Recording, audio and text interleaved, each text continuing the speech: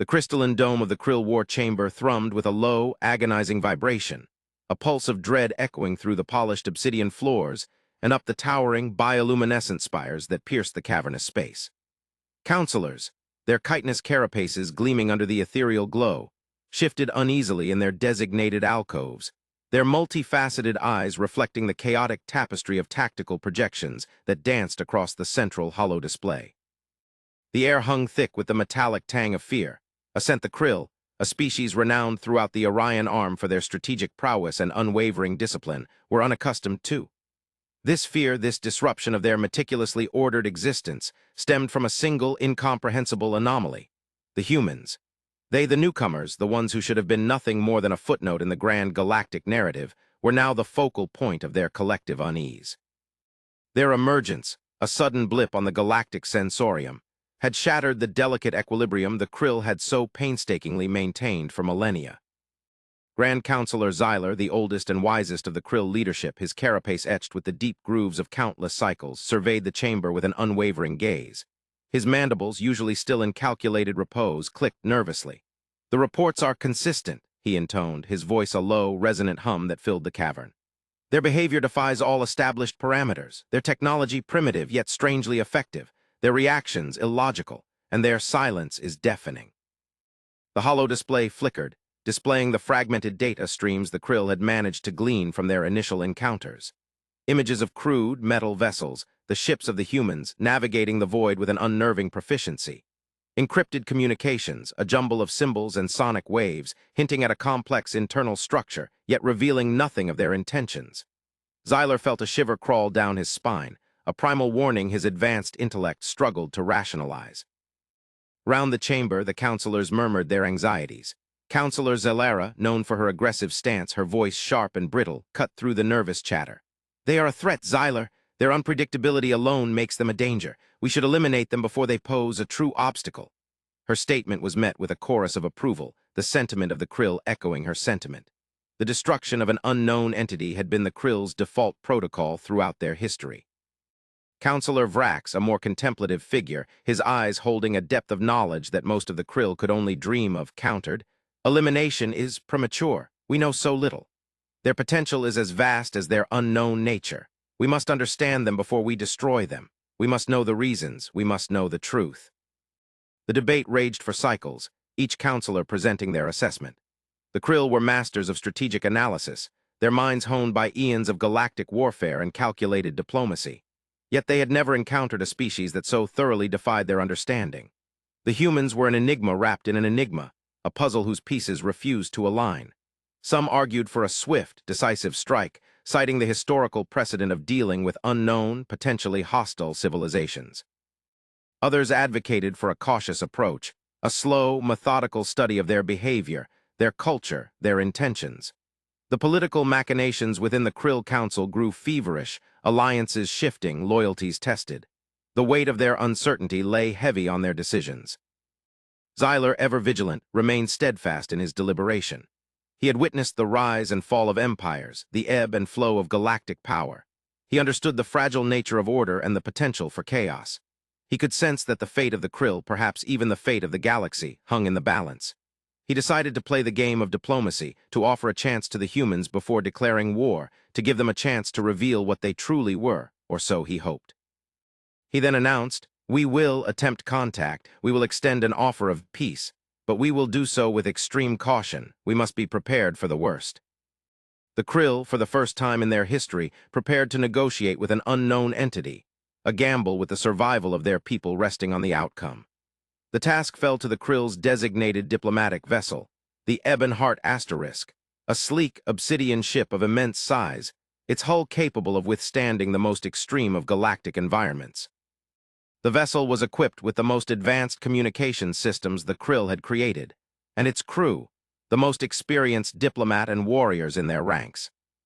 Meanwhile, on a distant planet orbiting a yellow sun, the humans continued their own pursuits, unaware of the Krill's scrutiny. Their society was a tapestry of competing ideologies, technological innovation, and artistic expression, a vibrant and chaotic reflection of their complex nature. News of the aliens' arrival, of their potential danger, was slowly trickling up the various political and social hierarchies. The Ebon Heart, having breached the human solar system, sent out a message, a carefully constructed greeting of peace, a demand for a meeting. The response was not swift, but it was concise and revealed the human's intelligence. After waiting a human cycle, a response came. A human vessel, a ship of modest design, approached the Ebon Heart and hailed them. The Krill watched. They waited. The meeting took place in the neutral space between the two ships. The humans, to the Krill's surprise, had sent a delegation consisting of both a scientist and a diplomat. The human scientist was named Dr. Aris Thorn. He was of a lean, lanky stature with a nervous energy that was immediately apparent. His eyes, the Krill noticed, were bright, intelligent, and filled with a curious energy. His speech, while slow, was filled with a precise and thoughtful nature. The human diplomat, a woman named Ambassador Alara Vance, was composed, regal, with her eyes filled with an iron determination. Both humans were dressed in a simple, yet elegant uniform. The Krill, in accordance with their protocol, presented their offer of peace. Counselor Xyler, through a holographic projection, presented the Krill's terms of agreement. He described the galactic rules they had learned, the Krill's empire, and offered the humans a place among the stars. The humans listened. They asked questions. And then a silence fell over the conference. Dr. Thorne, after consulting with Ambassador Vance, began to speak. Your offer is intriguing, your concerns understandable, but there is a factor that you have not addressed, a factor that alters the entire dynamic of this interaction. The Krill, their senses heightened, leaned forward, waiting for his revelation. We are different. We are not like you. We are not like the others that you have encountered. We are not afraid of anything. The Krill, accustomed to deference and fear, were taken aback by this. Ambassador Vance then spoke, her tone firm but calm. We have witnessed your strategic assessment, your concern over our unpredictability, your preparations for our potential hostility. We understand your caution, but what you have failed to grasp is the very core of our being. We are above all else seekers of knowledge, Dr. Thorne continued. We observe, we learn, we adapt. We are driven by an insatiable curiosity, a desire to understand the universe around us. We are also, above all else, protectors of the weak. And while your intentions appear peaceable, your history, your understanding of the universe, reveals that you are not.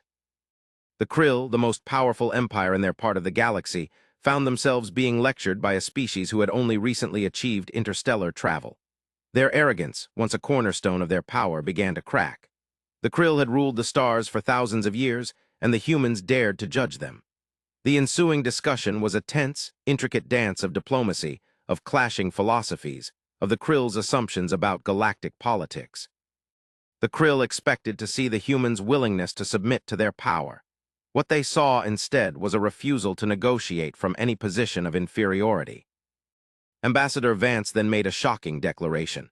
We understand your concerns regarding our unpredictability. We understand your concerns regarding our intentions. But we are prepared to demonstrate, not through words, but through actions, our commitment to peace and understanding. She then requested access to the Krill's war chamber, a request that was met with a chorus of outrage. Xyler, ever the pragmatist, saw an opportunity to understand the humans. He saw that, perhaps, their actions could be predicted. He agreed to the proposal. The humans, with a small team, were transported to the Krill war chamber, a location of immense strategic importance. The humans examined the technology, the strategies, the flow of information. Then they made their announcement, a declaration that left the Krill in stunned silence. You are making a mistake. The Krill, their carefully constructed reality shattering around them, looked upon the humans with renewed confusion. Ambassador Vance then elaborated. You believe you are the protectors of this part of the galaxy. That is not the case. Your methods, your strategies are ineffective. Your empire is in danger. Xyler, in a fury, demanded an explanation. The humans, unfazed by his outrage, proceeded to explain their assessment. They had, in a shockingly short period, analyzed the Krill's history, their internal conflicts, their strengths, and their weaknesses. They exposed the flaws in the Krill's military strategy, their outdated technological development, their susceptibility to internal corruption, and they made a shocking announcement. Your empire is crumbling. You are blinded by your own arrogance. The Krill Council, accustomed to their own infallibility, was thrown into chaos. Counselor Xyler, enraged, demanded immediate action. They insult us. They threaten us. We must eliminate them at once. The human diplomats remained calm. We offer not a threat but a warning. You have become complacent. You have lost sight of the dangers that lurk in the void. We believe there is a threat that far exceeds your understanding. Dr. Thorne then declared. "A threat that you have completely overlooked." Then a revelation. The humans, with a simple demonstration, a display of data, presented the Krill with a horrifying reality. The Krill in their history had made an enemy, a powerful enemy, an enemy that had been forgotten. The humans presented the Krill with the knowledge of a forgotten race, a powerful species whose motives and intentions were unknown, a species whose return was imminent. The Krill's empire was facing a new, catastrophic threat. The Krill, stunned into silence, looked at the humans. They had been exposed, their weaknesses laid bare. The humans had not only assessed their weaknesses, but had also revealed a threat of cosmic significance. A threat the Krill, in their arrogance, had failed to recognize. The humans, who had shown no fear, no hesitation, offered their assistance. The humans, it turned out, had spent centuries studying the galactic community, understanding the dynamics of conflict, and predicting the movement of the stars. The humans were not afraid of the Krill. They were not threatened by the Krill. They were simply concerned for them. And the Krill Council was shocked to find that they felt the same towards the humans. The humans then revealed their strategy, their plan. It was not a plan of conquest, but of cooperation. They proposed a plan of mutual defense, a galactic alliance. They proposed an alliance that would utilize the strengths of the humans and the strengths of the Krill. The Krill hesitated. They were not accustomed to alliances. They were accustomed to rule. The ensuing discussions were long, filled with tension, and marked by a slow, grudging acceptance of the humans' logic. Counselor Xyler, ever the pragmatist, saw the potential. He saw a way to preserve the Krill Empire. Counselor Vrax, who believed in the value of knowledge, saw the humans as a source of immense strategic information. Counselor Zalera, after the initial shock, began to see a benefit. Even the aggressive Zalera realized the strength of unity. The humans, in their relentless logic, presented a new understanding of galactic politics, of galactic warfare, of the nature of survival. Their proposal was simple. We can survive or we can perish. Together we can survive. After what seemed to the Krill like an eternity, Xyler announced their decision. We accept your offer." The Krill Council, grudgingly but with a growing sense of relief, voted in favor of the alliance. And so an unlikely alliance was forged. The Krill and the humans, two species as different as the stars themselves. The Krill, a species of strategic brilliance and military might, were partnered with the humans, who possessed an unmatched understanding of galactic dynamics, an unparalleled sense of observation, and a boundless capacity for adaptation. The alliance was then tested, and the combined forces were soon put into action. The humans, using their strategic assessment of the Krill's technology, worked to upgrade and improve the Krill's weaponry, strengthening the Krill's defenses. The Krill, in turn, shared their advanced technologies, knowledge, and tactical experience with the humans. And then the enemy arrived. The forgotten race, the species whose name was forgotten, unleashed a wave of destruction, their ships appearing out of warp space with a violent force. The initial attacks were devastating. The Krill, unprepared for the scale of the invasion, lost ground. But the humans, with their uncanny ability to anticipate their enemies' movements, were able to minimize the damage to help the Krill retreat. The war began. It was a war that tested the limits of the humans' intelligence, the Krill's fighting prowess, and the nature of survival. The Krill fought with a renewed sense of purpose, of duty, guided by the strategies and tactics of the humans. The humans, in turn, fought with an unwavering resolve, their courage and determination as remarkable as their intellect. The tide of the war began to turn. The humans, with the Krill's military might, used the combined knowledge of the two species. They adapted, they learned, they studied. They found a weakness in the forgotten race's defenses, and they exploited it. They devised a plan, a bold, audacious plan that would risk everything. The plan was a single strike, a direct assault on the enemy's homeworld, a move of such audacity that even the Krill were stunned. But they trusted the humans. They had come to understand their logic, their foresight, their unwavering belief in the face of impossible odds. The combined fleet, led by a Krill warship, and accompanied by the human vessel, the Endeavor, launched into the heart of the enemy territory. The Krill fought with a cold, ruthless efficiency, their combat experience honed over millennia. The humans, using their knowledge of the enemy's movements, directed the Krill forces, turning the tide of battle in their favor. The final battle was a spectacle of destruction and strategic brilliance. The humans, using their understanding of the enemy's technology, were able to disrupt their communications, to cripple their defenses. The Krill, in a coordinated assault, struck with the full force of their military might. The battle was fought with a ferocity that defied description. The war lasted for cycles, but eventually the enemy's fleet was destroyed. The homeworld was obliterated. The forgotten race, the species whose name was forgotten, was gone. The victory, however, was not without cost. Many Krill and many humans had paid the ultimate price. But the alliance had endured, a testament to the shared vision of survival, a shared belief in the value of collaboration. When the dust settled, the Krill and the humans, now bound by their shared experience, surveyed the aftermath. The universe had been changed. The Krill, once a proud and isolated empire, now realized the value of cooperation. The humans, who had sought only knowledge, had found themselves at the forefront of a galactic alliance. As the ships of the Krill and the Endeavor returned to their home worlds, Ambassador Vance and Dr. Thorne stood together on the bridge. The hum of the ship's engines, a constant, reassuring presence, filled the bridge. Vance turned to Thorne, her face etched with a combination of exhaustion and triumph. "We did it, Aris. We actually did it." Thorne smiled, a rare occurrence. "Indeed, we did, but the work is far from over. There are many more threats, many more challenges waiting for us among the stars." Vance nodded. "I know the galaxy is vast, the universe is infinite. There is so much more we do not know." "And that, Ambassador," Thorne said, his eyes filled with a spark of intellectual curiosity, "is what makes it so exciting." The Endeavor, with the Krill ship close beside, initiated a jump to hyperspace, vanishing into the fabric of space-time.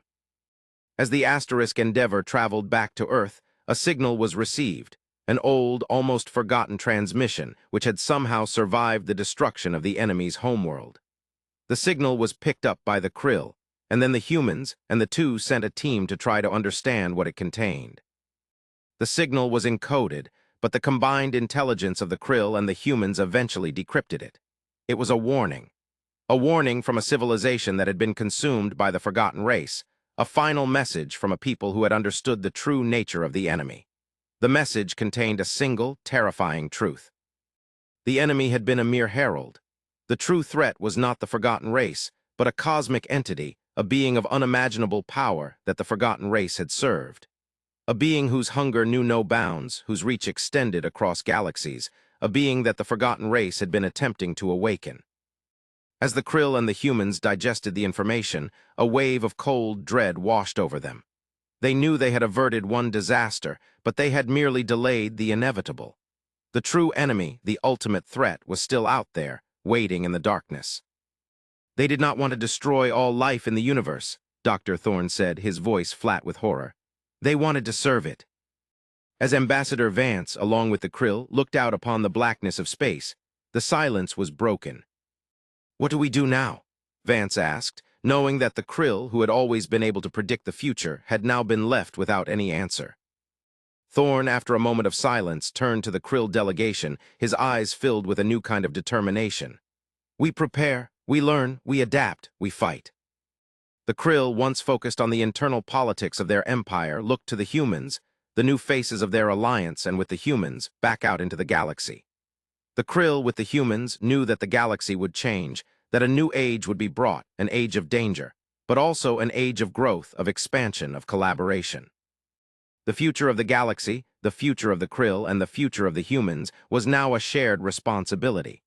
The stars had never looked so dark or so full of promise, and in the vastness of space, the Krill and the humans would carry the weight of their choices.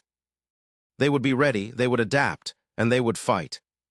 And as the Asterisk Endeavor cut through the darkness, carrying the knowledge of the universe and the promise of a future that the Krill had once never dared to dream, the Krill would never speak the name of the forgotten race. They would never speak that name again. It was the name of a past they must never repeat, and as the Asterisk Endeavor traveled onwards, they hoped that it was a past that they would never again encounter. And as the ship disappeared once more into the inky blackness, the Krill looked upon the stars. They were alone, and they were terrified, but they knew, so filled with a hope that they had never felt before, a hope that they had felt with the emergence of the humans.